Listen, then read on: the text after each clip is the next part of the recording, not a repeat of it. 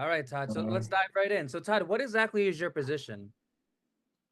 my position is I'm the Chief Industry Officer for HomeSmart International. I started with HomeSmart as the Chief Marketing Officer, and then I transitioned into the role Chief Industry Officer. My role daily is to help agents serve their clients better, help them uh, with their marketing, help them learn how to build their brand, grow their business, but more importantly, how to help their customers just serve their customers. I think you'll hear that a lot today as we talk.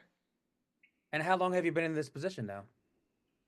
I have been with HomeSmart for coming up on 11 years now. I've been in this role probably for, I guess I want to say 6 or 7 of those years. So, a long time. I've been involved in the real estate industry. I originally started my career in advertising, marketing, advertising firms, marketing, graphic design firms, and at some point, my largest clients became brokerages, real estate franchisors, real estate agents, and from there, I transitioned into the role that I'm in now. So I've been in the real estate industry, I want to say, let's see here, over 25 years now. So Wow. yeah, Did you start off as an agent, or 20 did you years. did you start off as an agent, or did you go straight into marketing?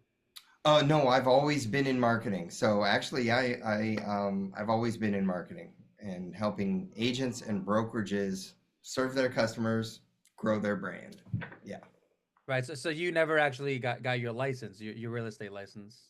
No, I've not. I've started to sit for my license many, many times. But uh, candidly, I haven't had time. Number one, and number two, my role, you know, the typical, um, I guess, an example of success for me in my role. I'll give you an example. I help agents. I teach them about marketing, building a brand, and also just about how to serve their customers, how to provide value. And you'll hear me talk about serving, not selling. And you're actually providing and helping your customers. And one of the agents that came to one of my seminars and my sessions, she was a single mother. She's doing 4 transactions a year, 2 to 4 transactions a year.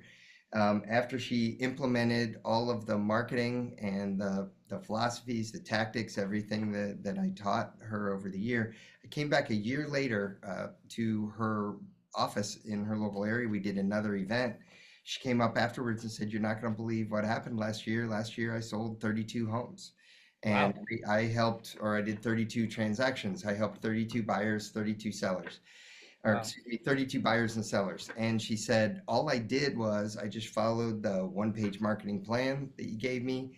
I followed all of your principles, and I just spent my time on the things that you talked about and I let go of all the things that really didn't matter." And so for me, that's kind of the success of what I do is, I helped an agent figure out a way to help 32 buyers and sellers, in a year.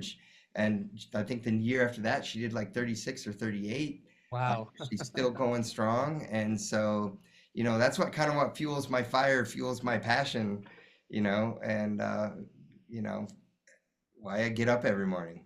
So Yeah.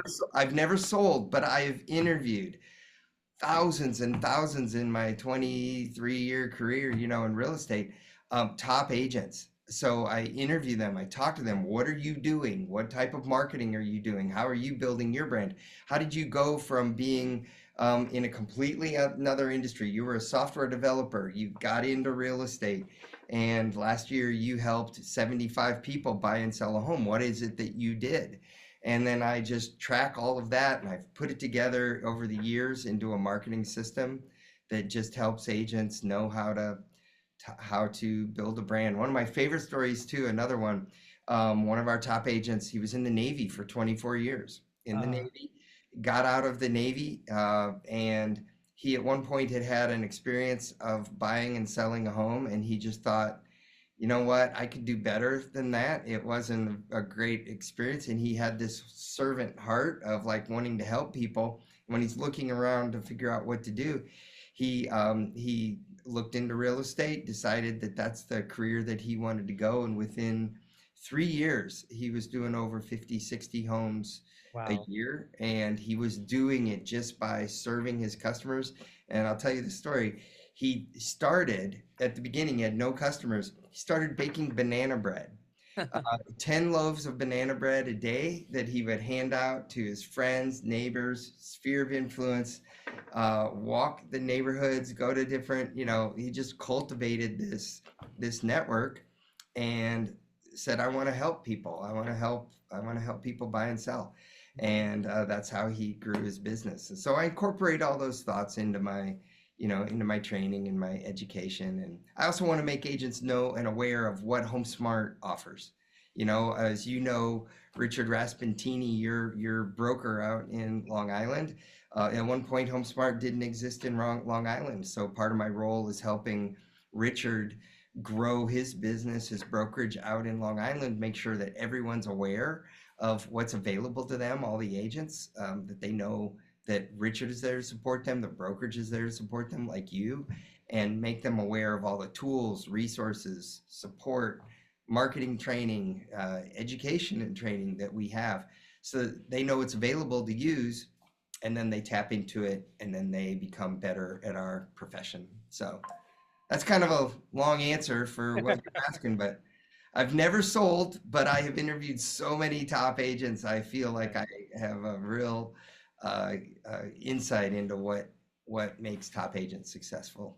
Yeah. Yeah, I'm sure you could sell a million homes a year if you wanted to, but I really, really like that banana bread story because it shows how the smallest things can actually lead to the biggest things. Like I was speaking to an agent the other day, and she was saying that she bought 300 pens from a broker, 300 pens, and she bought water bottles. Then she paid a lot. She paid like $200 for those 300 pens, but it just goes to show that sometimes the smallest things can lead to a much more success. So I really like that banana bread story. People need to not underestimate the smallest investments. So that's a really good example. So Todd, what Yeah. inspired you to get into real estate in the first place? Um, I, I've I have a real passion for it. I mean, originally it began with some brokerages and some agents coming to me because I was in the advertising industry, and saying, we approach real estate differently than other people. How can you help us get the word out? So it started out with a passion of just helping them get the brand out, or the story out about how some people approach real estate differently, and making consumers aware. And it wasn't very long after I started working, in that, in the real estate industry, that I got bit by the bug of helping consumers. And the way to help consumers is actually to help real estate professionals, because real estate professionals serve the consumer. But to the consumer, the buying or selling a home, I think, is the number one investment that they can make. It's for most Americans, it's their greatest source of wealth at retirement, is the equity and wealth they have in their home. It's not in 401ks, it's not in cash, it's in the equity in their home. And some of them own more than one home, and they're building more and more wealth through that. But also, it's important. We need homes. We need places to live for our families, to build our families, to live our lives, create memories, grow. And a home is, for most consumers, is the most expensive purchase they'll ever make in their life, Yep. unless they own a business. A home is the most expensive purchase they'll ever make. It's the Yep. most long term. It's 30 years, typically a 30-year mortgage. And it's kind of scary, I think, for some consumers. So, the contracts that they have to sign, when you're purchasing a home, and all the process that they have to go through, it's really fulfilling to help agents come alongside consumers and guide them through that process and help them in their biggest purchase ever in their life. And that's what attracted me to wanting to spend the rest of my career in the real estate industry, is really helping consumers and helping consumers by helping agents. Does that make sense? Of course, yeah. You can help both at the same time. When you help one, you help the other. And that was a Right. really interesting fact when you mentioned that home is the number one source of retirement funds. Yeah. That's a really interesting fact because a lot of people would say it's 401(k)s, it's pension. So I thought that was a really interesting fact. Todd, Yeah. tell us about your very first year. Oh, my very first year. I'm going to talk about my very first year at HomeSmart. My very Sure. first year at HomeSmart, we were doing things that no one else in the industry was doing. We are, for the audience that's listening, the agents, that are listening, HomeSmart is an agent-driven company. Our company was built by a realtor who had had years of doing all of the work, and yet when it came time for the compensation to be given at the end of the transaction, so much of the money was going to the brokerage, and yet the brokerage, what was the brokerage really doing for him, the realtor? And Matt Widows, our founder and our owner, he just felt like that the tables were flipped. It was more, they were taking too much from the agent and not giving enough to the agent when it came to compensation. But more importantly, they weren't giving to the agent the things that really helped the agent grow the business. At that time, paper contracts, everything was paper based. Yep. It would take 7 days to get a listing contract approved. And sometimes you would have a contract and you would send it in your local office, and then somebody would have to drive across town, pick it up, take it into the broker, drive across town. They would go through the contract and, oh, you're missing a certain addendum or something needs, fixed in the paperwork. And then they would have to courier it back. And all this time, it took all this time. And Matt he was very technology driven. And Matt has this saying that I love. It was, greatness comes from setting ridiculous expectations, and then you find a way to make those expectations normal. And in his mind, he felt like a listing contract should be approved in 24 or 48 hours. When Yep. an agent called in and had a question on their transaction, they needed they're in the middle of a transaction with their customer. They need answers right away. They Yep. shouldn't be leaving a voicemail and somebody taking 3 hours to get back to them. So it was like we were really needing to get the word out. My first year at HomeSmart into the industry is that HomeSmart is different. We were paperless. We had the dashboard, Real Smart Agent dashboard. We were starting to write, that had been written years ago. Contracts were approved within 24 or 48 hours. Agents were paid at closing versus waiting a week to get their check, Yep. their compensation. Everything was paperless. When you called into the broker support line, brokers answered. We have a daily metric, and we still do that to this day. The brokerage team is supposed to answer the phone 96% of the time and never let it go to voicemail. And Interesting. your broker, you have Richard's mobile phone number. You call him no matter what time of day, Richard answers the phone. Yep. So HomeSmart does things differently than the typical brokerage. So that first year, it was really about getting the word out to agents. It was a lot of partnerships with Real Estate Magazine, RIS Media, Real Trends, which were news communications in the industry, Inman, which was Inman News, getting the word out through these different news sources that HomeSmart was different. And candidly, coming alongside the National Association of Realtors, our first year, we did something that had never been done in the National Association of Realtors annual convention. We had a 60-foot wide booth, and we had a banner that was 110 feet long. It wrapped all the way around the back, the corner, the edge, and it came up and it went floor almost up to the ceiling, like 23 feet tall. And it was just like HomeSmart, built by agents for agents. And it just talked about high service and support, all the technology we had, and doing it at a flat transaction fee. No broker splits, no more. So that had never been done in the industry. So it was really exciting to overnight watch HomeSmarts start to spread up all around the country. And quickly, when they would start in a city, they would, over a matter of time, grow to be one of the top brokerages in every city we're in Yep.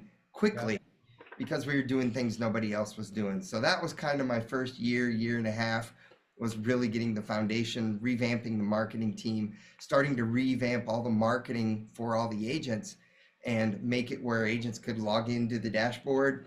They could see a template of something they wanted to create, click on it, and it would automatically import their photo, their contact info, and create marketing for them. And that was kind of what we were doing. So, um, you Yeah, know, that's what attracted me to HomeSmart. The fact that it's 100% commission.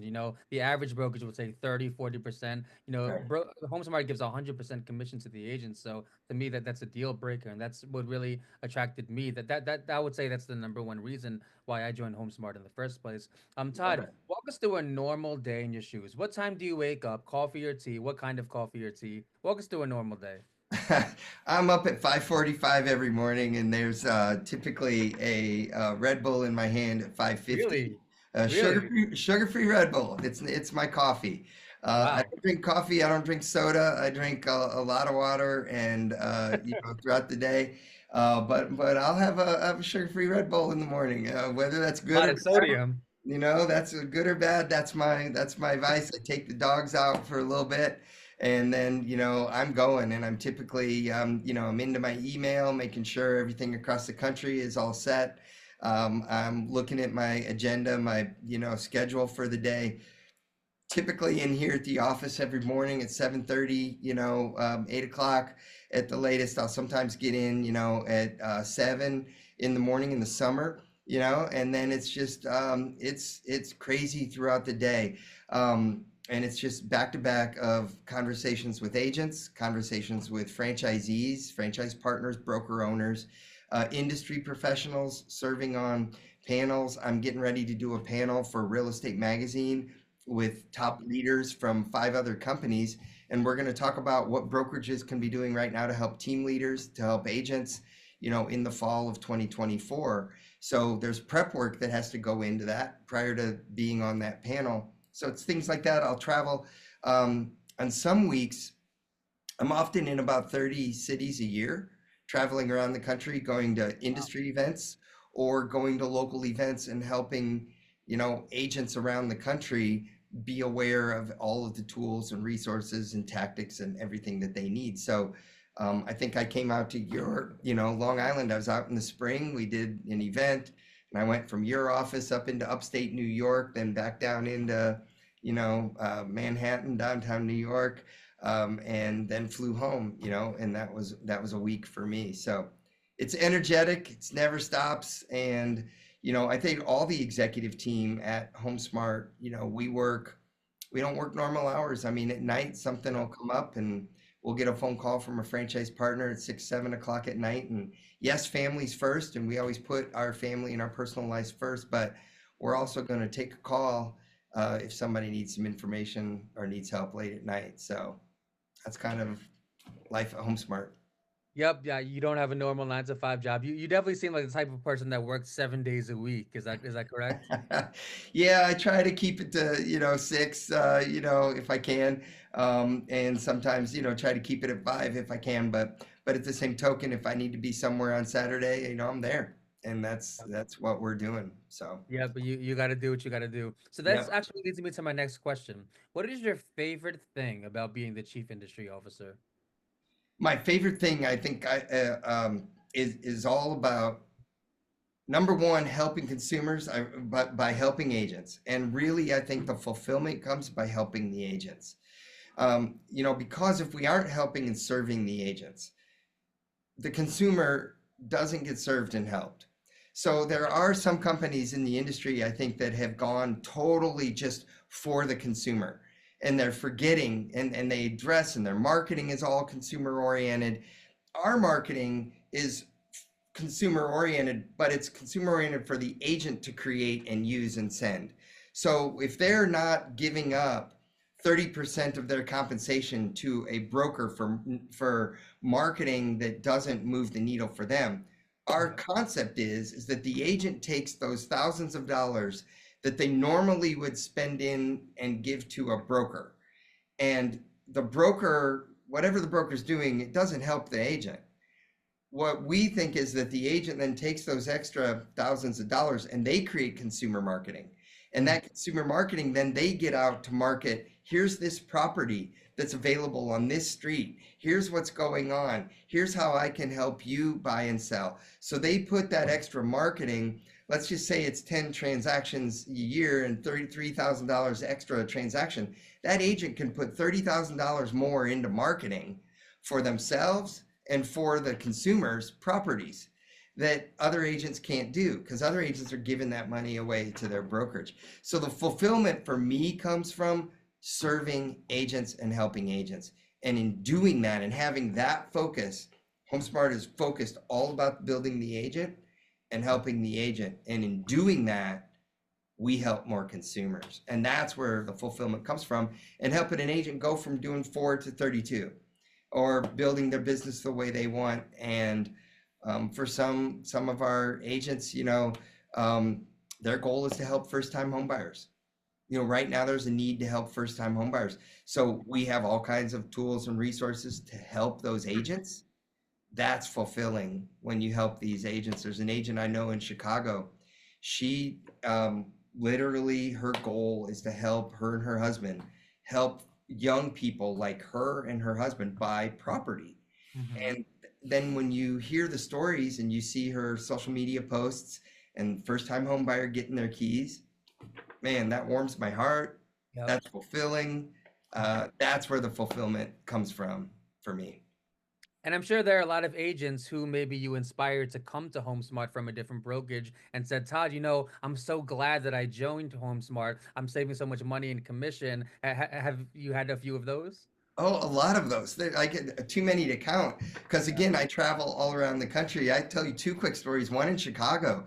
I was at an event with all of our agents in Chicago, and a woman came up to me after the event, and she goes, "Where's your phone?" And she like grabbed my phone, and she goes, "Turn on the video real quick." And she gave it to somebody, said, "Videotape us." And then she started to cry, and she's like, "I have been at HomeSmart now for 9 months." And she goes, in 9 months, I made more money in the last 9 months than I made in 3 years at my previous brokerage. And I want you to give a message. Go home to your team at HomeSmart. They called me for 3 years and they would call me and say, we want to make you aware of HomeSmart. We want to let you know. And I was like, no, I'm happy where I am. I don't need to hear quit calling me. And they kept calling me. And she said, they called me 9 times. And on the ninth time, I finally got the message. I came to HomeSmart and my first check was almost more than I made all year last year because I got to keep it all.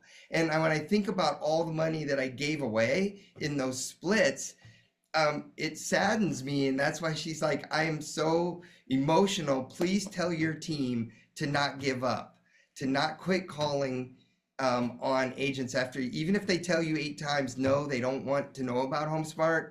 On the ninth time, they'll hear about HomeSmart and then they'll want to be Yep. there. Yep. So, that's emotional. And I had an agent in California, similar experience, came from the splits and literally was crying emotional at the California Association of Realtors. Please don't stop telling other agents about HomeSmart because I think that the first time I heard about HomeSmart, I was like, there's no way they can give me all that service and support. There's no way they're gonna answer the phone. There's no way that I get all that technology for free. And yeah, they do. And I did. And please don't stop telling agents, about that. And so that is really what fuels me. Those emotional stories, they're impactful.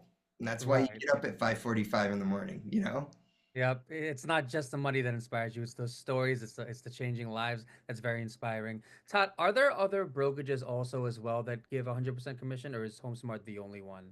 There are, but I would say one thing that makes HomeSmart very different, and it's gonna be really hard for other people to ever catch up to HomeSmart, is that our technology. Okay, in Mhm. 2005, the company was formed in 2000. By 2000, one of the first technologies that we built was something called Smart Reception, which is where anywhere in the wherever where HomeSmart was, you could get a live person to help you over a virtual TV. This is way Yep. back in the 2000s. Yep. 2005, we went paperless. So we actually went to our local state and we asked them, we had to get approval to put barcodes on all the forms and the contracts and everything so we could start to scan them into a system and go paperless. No one in the industry had done that. So because of that, HomeSmart, we have our own end-to-end proprietary technology. We don't use outside software companies. So Interesting. there are hundreds of companies that are trying to copy our model, that Uh-huh. are trying to copy what we do. There are companies that offer flat fee situations, but they often um, tack on technology fees and other software fees because what they're doing is they're using outside companies and software and trying to piece it together to make a dashboard or to make a system for agents. And what that means is that the agents have two or three usernames and passwords, three different databases, four different data, because it's four different pieces of software and they aren't owned by the company. And that data isn't owned by the company. So for example, you know what we're doing transactions every day. Yep. We are putting things into our Real Smart Agent dashboard, which is a transaction management system among a marketing system and everything else. Other agents around the country are putting their transactions into a transaction system not owned by their brokerage and they're not owned by the realtors or anything. And what are those companies turning around and doing? They have access now to years and years of data and consumer information, and they're using that data. They're selling that data. And HomeSmart doesn't do that. It's our proprietary system. Because of that, we are constantly fine tuning the software, making it better. When you call in and complain about something that you want changed in Real Smart Agent, we listen. And Yep. if it's a valid change, we make that change into the system. You, an agent, can affect change at HomeSmart because we own the code. We go in and change it. And the code is always getting better, the software is getting better.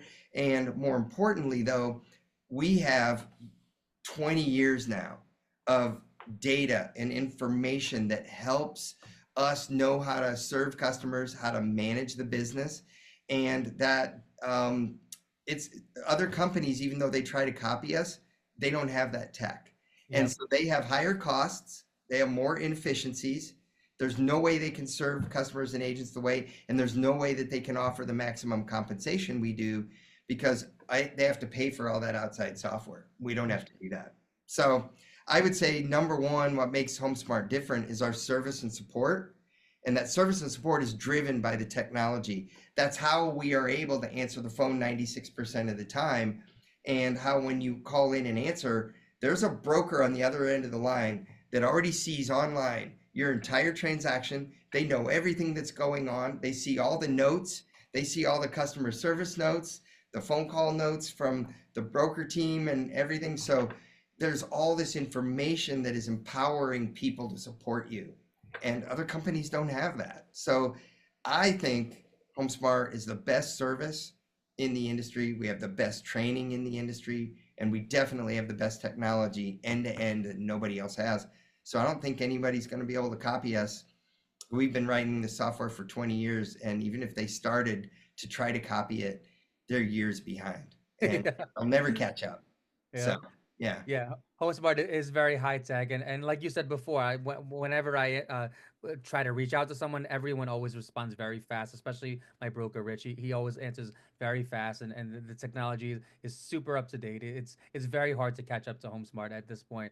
So yeah. Todd, I'm gonna ask you a question I don't think anyone's ever asked you before. What is your least favorite thing about being a chief industry officer? Ooh, you're right. My least favorite thing about being chief industry officer. There has to be at least one thing that bugs you. Uh, well, let's see. I don't. I would say I am prone to. I'm prone to disappointment. Interesting. In certain situations, a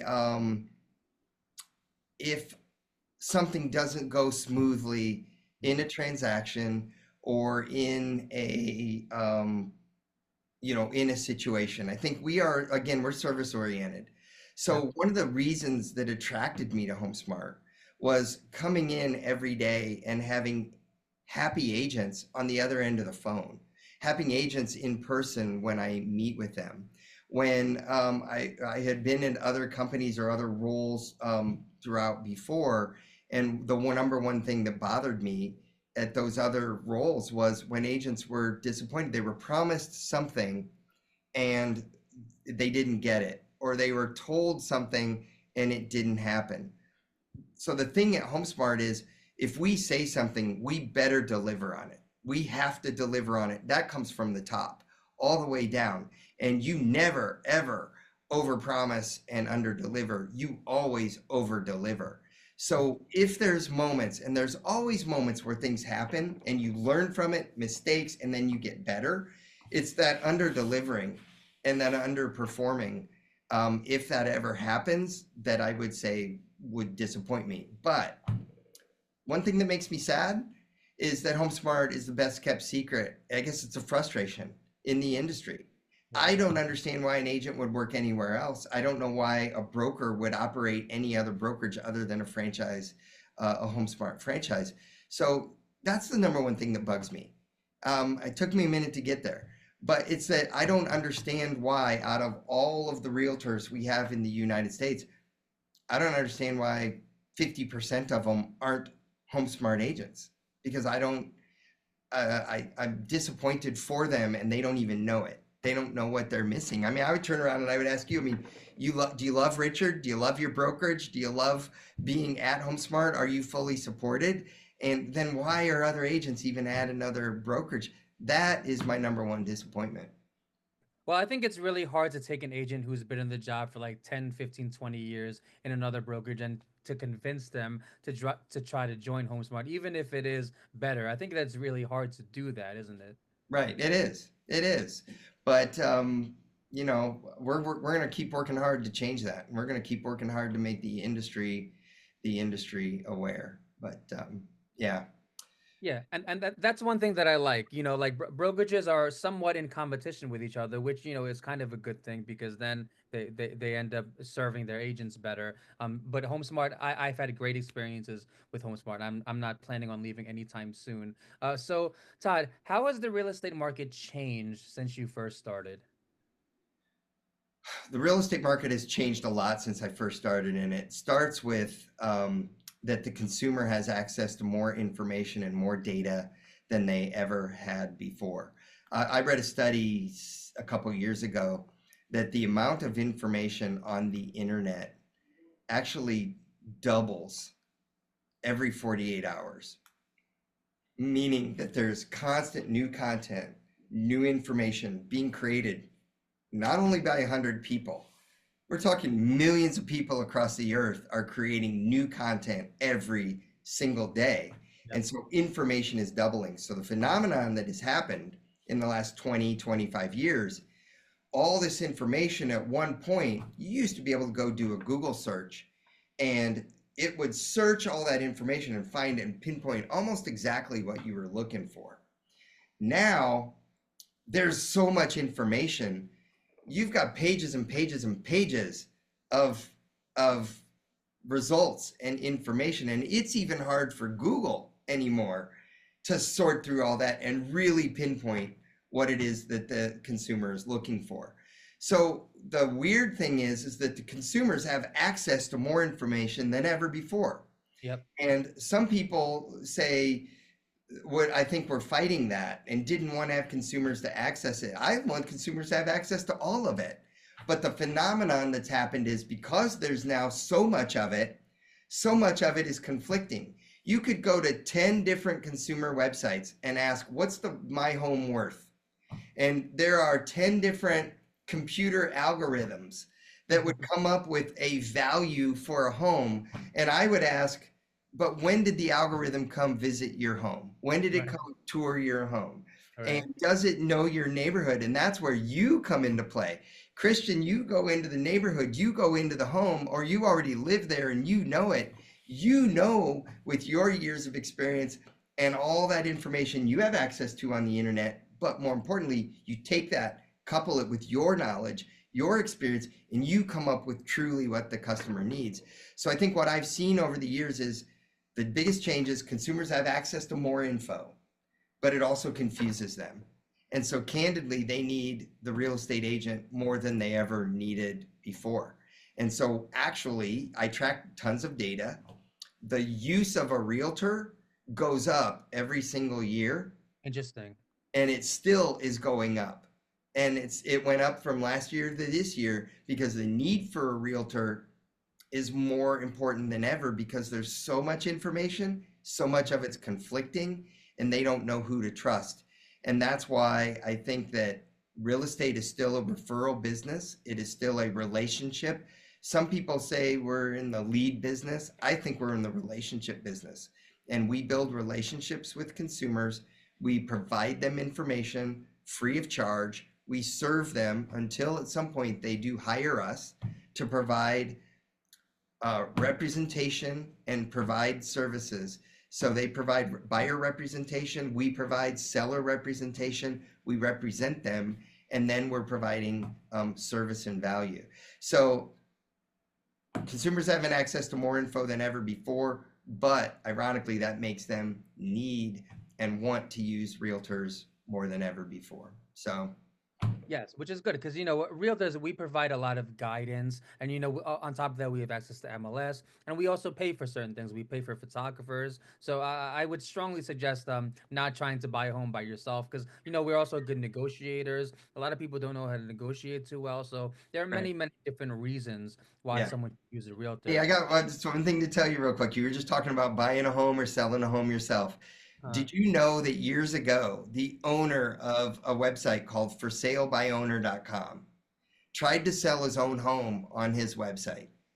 And 9 months, 7 months, it sat there on his website, and he couldn't sell his home. And he ended up hiring a realtor and putting it into our multiple listing service and actually getting it out there into the community, but hiring a realtor and ended up selling the home, and he ended up selling the home for a higher price than he had sold his home oh, for. So higher than the asking price, you're saying? and when he was trying to sell it on his own. So Yeah, I mean yeah. MLS is powerful. Once you put it on MLS, it's on Zillow, it's on Realtor.com, and then on top of that, agents market the home, whether it's through social media, paid ads, EDDM. Agents market the home, so Yeah, I would say it's the agent. Yes, the MLS is powerful and it gets the information out there, but at the end of the day, it's about your influence and your sphere and you connecting with other agents and really helping agents because again, there's so much information.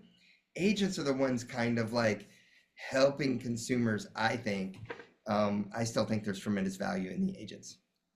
Yeah. Of course, I strongly agree with that, and then we can go on and on. There's such a long list of Yeah, reasons yeah. why. Yeah. Um, Todd, what are some things agents should be doing right now to serve their customers better and to grow their business? Great question. I'm gonna say number one, they need to be providing value. They need to provide providing information. So on social media, on email, via text, via phone calls, they need to be providing information. And I'll give you couple key ways. One, and this is one of the items. I'm going to give you a list of things. So number one, provide information and value. Why are home prices going up? Why are home prices not declining right now?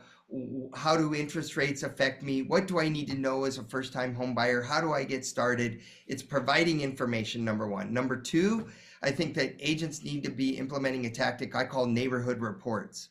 Every homeowner that you know or that an agent knows, they ought to be sending out periodic reports that talk about here's what's going on in your neighborhood, here's what your home is worth, here's what has happened in your neighborhood in the last 6 months, here's how many homes have sold, they have sold between this price and this price. You're providing information, you're providing value, and you're helping your customers. I think number three, agents should be cultivating their database and their sphere of influence. Too many times agents aren't managing their relationships that they've already built and created and leveraging them throughout the year and connecting with them. I think that we ought to be calling every single person in our database in a year. and engaging with them, having lunch with them, reaching out to them, providing them information. And then we need to be expanding that database, adding new people to it. So when you meet people at the grocery store and they see your HomeSmart pin and they're like, "Oh, I'm getting married this summer. I wish we didn't live in an apartment. I wish, my husband, my fiance and I wish we could buy a home." Well, I'm here to help. So we should be expanding our database. So for me, it's provide information, provide neighborhood reports. We need to be doing working on our database, enhancing our sphere. I think we need to be doing open houses. I think we need Yeah. to be helping open houses. And number five, I'm going to say, and that's where I'll stop. I could keep going on. Number five, I'm going to say is we need to be helping first-time homebuyers and renters right now. You heard me talk about the wealth of a homeowner versus the wealth of a renter. I believe that as a service, as a community member, we need to be helping first-time homebuyers and renters not pay rent anymore. When someone is renting, they're building wealth for their landlord Hmm. and they're not building wealth for themselves. But many consumers are struggling with affordability. Yeah. They're struggling with knowledge and information. I don't know where to start. I don't know how to buy a home. Can you help me? And I think that we as realtors should be spending part of our time committed to helping first time home buyers and renters stop paying rent and start owning and build wealth. Those are five things. I could give you five more, but I know we're short on time. Right. Well, no, but this is probably the most sad topic to me because when I look around, it seems like nowadays you need to make at least six figures to even own a basic home. And this is one of the most sad topics to me. So what do you have to say about that? About home prices constantly going up and people who are struggling to buy their first home? What is your response to that? Um, well, now I want to go back and change my answer about what makes me sad about being a first time, chief industry Uh, officer, right? uh, What makes me sad is those first time home buyers that don't, or any consumer in the United States that doesn't own a home. That actually is probably my number one sadness. I'm right there with you. That's mhm, why I feel it's one of the top five things every realtor should be doing is helping them. So what I would say is that we as a country, I think we need to build more and we need to build more affordable entry level homes. I have a interesting. real passion for that. We have, according to a lot of reports, I follow a lot of data. We have a housing shortage of ownership opportunities. We have tons of rental opportunities, and those rentals keep going up and up and up. The rent keeps going up every year and it Yeah. increases Yeah. and it's making it harder and harder. So I think we need to build more. I think we need to make it easier for builders to build more. Mhm. There was a housing crisis that was fueled by a financial crisis. I don't think it was a housing crash in 2007, 8, 9. I believe it was a financial crisis, and that was Interesting. driven by some bad laws, some bad lending strategies, that were causing some things to happen. And so we had at that time an abundance of inventory. And since that crash, home builders have not kept pace with new homes being created, with new people coming into the United States, with new Americans growing older and creating their own families. So we had this household creation number that's growing, but home building underbuilt. And they have purposefully, I shouldn't say purposefully, but I would say that every year there's a number of new homes created in the US, and the home building number was always right at it or under it from the data that I track. So to me, the problem just keeps getting worse and worse every year, and I believe we need to build more, and we need to build more affordable homes. And so if a home builder can only get a certain number of permits, they're going to build more expensive homes. And I think that we need to have some permits that are, well, here's a permit for an expensive home, but you're required to build, if you're going to build an expensive home, you should build an affordable home at the Yeah. same, and Yeah. here's two permits. I don't know the full logistics. I'm not a politician, but I would really say that we need more homes and we need more affordable homes. Yeah, building more homes is a great answer. That's a much better answer than, like, let's just say, forcing landlords to lower the rent. I think Sure. building homes is a much better answer than that. Because guess what? Landlords have bills too. They have bills too, and They they do. have families too. They And do. then there are also a bunch of companies, a lot of large companies that are buying out homes, and that's a whole different story. I don't know if you want to go down that route or not. Well, I But that. track that data a lot. It's actually not as much as I think we read about in the news because it takes a lot of money to be buying these homes. Mhm. So I think that there's a fewer number of homes that are owned by those financial institutions than I I I researched the number and I'm going to tell you that it was 1/10 of what I thought the number was. Interesting. So it's actually not that much. I do think, though, that a lot of the multi-unit development that I see being built, I'll just give you an example. I know of a development right here in Phoenix, Arizona, right now, that there are four multi-unit buildings going on, and all of them are rentals. I wish at least one of them were condominiums that were being sold because even though it's a multi unit Uh, ownership, it's still ownership. And I think that we need to do more of that around the country. So again, I don't want to get political, but yeah. I think that as a real estate professional, more multi-unit ownership capabilities that would be more affordable for people to get into. Because I believe that the demand is there and I believe the consumers are there. We have more and more people that want to buy, and I have a real passion for young people um, getting into home ownership, and we need to find ways to help them do that. Yep. I mean, we still have land left. We're not running out of land. Maybe in certain Yeah. parts of the country we're Yeah. running out of land, but we still have some land left. So we got to fill those up Well, with new. even then, we can go up. We can go up, and if we need to, Yeah. on the land Yeah. that's there, and build up. So, Yes. Yes. Build more floors. That's a good point. So we yeah, still have space left, whether it's air or whether it's land. We still have mhm, space left. We're not totally. out of space left. Uh, Yep. Yeah. Todd, how would you respond to people who say that realtors are overpaid? Um, I get pretty passionate about this. I think I would respond number one because this often comes up. People know that I'm in the real estate industry, and it will often come up at personal social events Yep. or and I think number one, I think that the average consumer doesn't really understand what a realtor the business of being a realtor, meaning that I think that they think they read in the news and the news maybe hasn't done a good job of explaining how the real estate business works. So there's this misconception that a realtor gets a compensation check at closing and all that money just goes right into the realtor's pocket. I think the consumer, we need to do a better job as an industry of educating consumers that that is like the wholesale, the gross price of something being received that you're purchasing at Home Depot. Yep. And Home Depot, though, has a hard cost of the goods. They've got operating costs. They've got marketing costs. They've got taxes. They've got all these expenses that go into something. So Home Depot buys something at a lower price. They have all these expenses. They add that in, and then they sell something, and then they walk away with a little bit of a profit.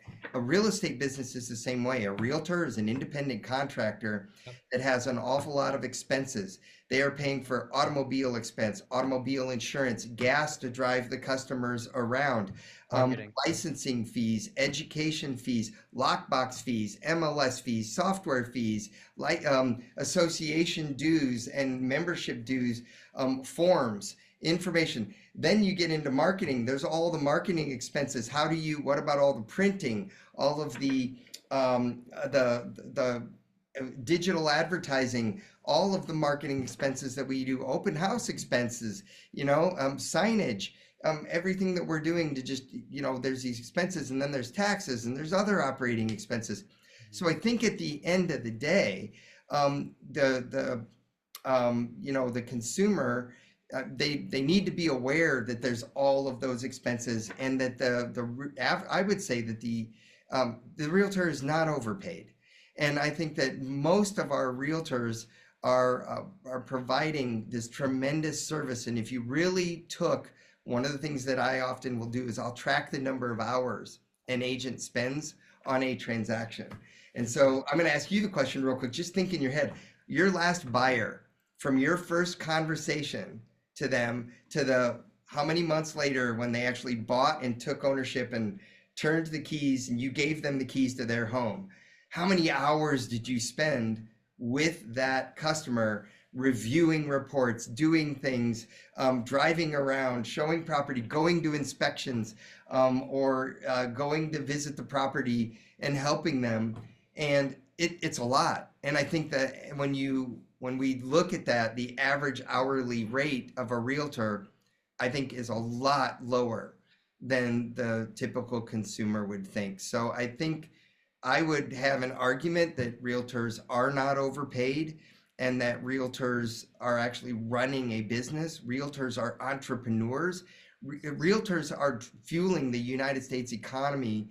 You have a million realtors who are operating independent entrepreneurial businesses with operating expenses, marketing expenses, and they're contributing to the economy, and they're most likely making less than what the consumer thinks they are. Yeah, I mean, our job requires a tremendous amount of risk, a tremendous amount of, Yes. spending money even though we're not sure we're gonna get it back. EDDM. It just requires so much investing and a lot of wasted time too. Yeah. A lot of real estate is just wasting time, whether it's working with a non-serious buyer or working with a buyer that ends up using another agent. There's a lot of wasted time as being a realtor. And I'm not trying to discourage anyone, but Right. I also want you to know what to expect if you are thinking about getting into the job because it's a very difficult job. There's a reason why I think it's 85% of agents quit in the first year. So it's a very difficult job. So Right. Todd, I have a question that I think a lot of people are interested in, especially today in particular. How will the NAR lawsuit affect realtors and buyers? Uh, I'm going to say that for most of our realtors, it's if they are educated and informed, it is not going to affect them from a standpoint of it's not going to affect them negatively if because most of our top agents are committed to serving buyers and sellers and they're committed to informing them. And what they're going to do is they're going to walk them through. This is an example of one of our home buyer pieces where you walk somebody through the home buying process. And then you're going to explain to the home buyer about here's why buyer representation is important, why selling representation is important, why it's important to have two different parties representing both parties, and how the process works and why it's important.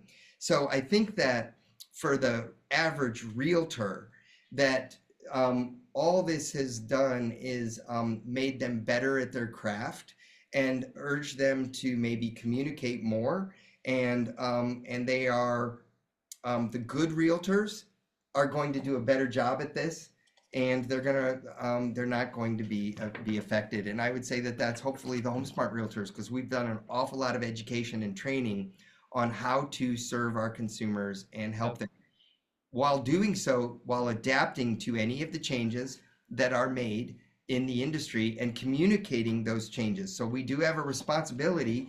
This chart right here talks about, well, this is how it used to work. Here's how it works today. Here's what changed. And it points the two things out that really changed. So you can clearly articulate and communicate to the consumer. So then what does this mean to the consumer? I think the consumer then therefore is informed and they're educated and they're empowered and they can make their own decisions and they can really hire the professional and say, this is what I want you to do for me. And so it benefits the consumer. So I think that the consumers, that this is that the recent changes are good for the consumers and it's good for the real estate industry. It's good for the realtors. And I think that we are adapting. We've already adapted, and we just need to continue helping people buy and sell. And so to a consumer, I would say make sure you're informed. Make sure someone is explaining to you the process, explaining to you how buyer representation works, and explaining why it, you know, why it's so important. I'll give you one quick example.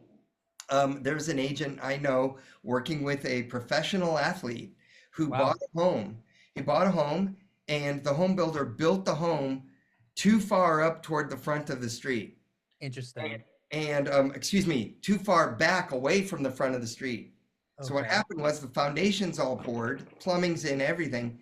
The pool company shows up to start work on the pool in the backyard. There's not enough room for the pool. The home Uh, builder had built the home too far back from the front property line, and it was a really wide property, right? What happened in that situation? The home buyer was represented by a professional agent who advocated for them and who so you have representation on both sides who negotiated together to come to a solution which worked for both parties. If representation wasn't there on both sides, one of the two is going to get into trouble or not have a good outcome. And so that's why it's important to have buyer representation and seller representation advocating for both parties and coming together to create a solution if a situation arises. More importantly, that advocacy typically avoids all of those situations from ever even happening. I know of an agent, I was telling the story, and she said, "Hey, I caught it.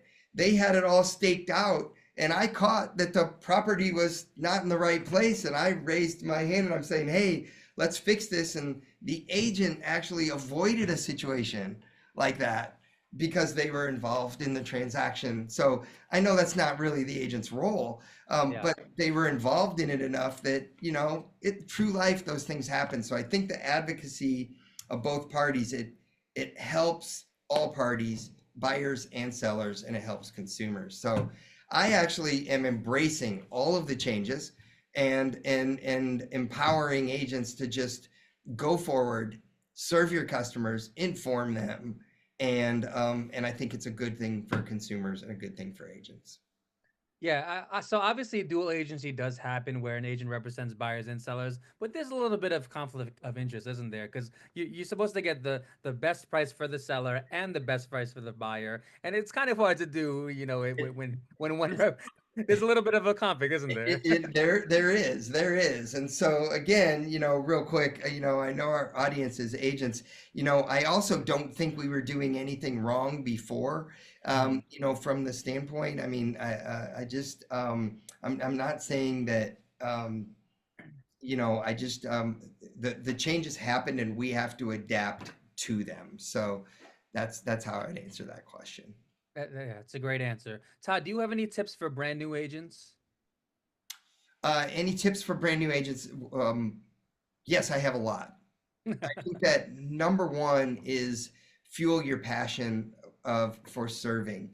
If you start your business out from day one with the goal of helping people buy, helping people sell, it will set your business off on a trajectory that is in the right direction, and it'll differentiate you, and it'll help your business grow and be set up. It builds the right foundation.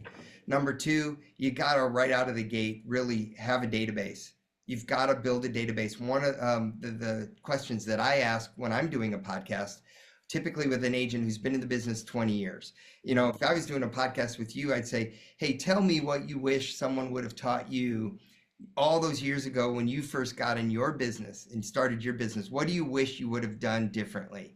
One of the top three answers that I get all the time from agents is, I wish I would have started my database and organized my database from day one, because I would have had my all the people.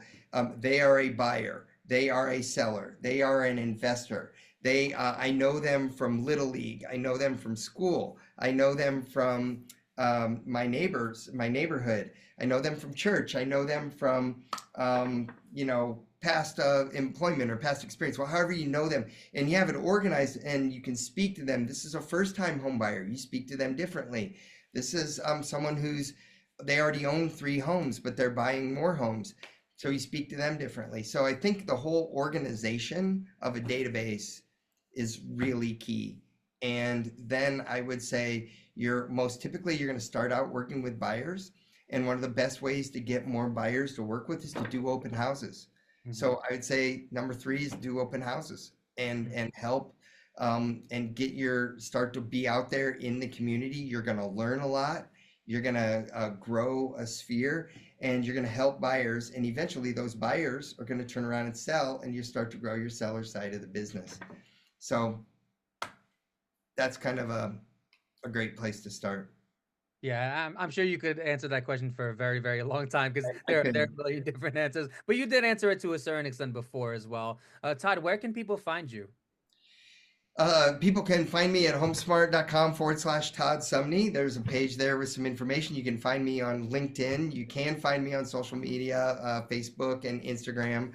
I don't do a ton of that. I am looking to maybe ramp that up a little more. But you can always find me there. You can uh, always reach out. My email at HomeSmart if you want to reach me, tsumney@homesmart.com. Great way that people can reach me as well. And you'll find me if you're in the industry, you're a real estate professional. You'll find me at all the industry events throughout the country, national events for agents and brokers. Come look me up. Come say hi.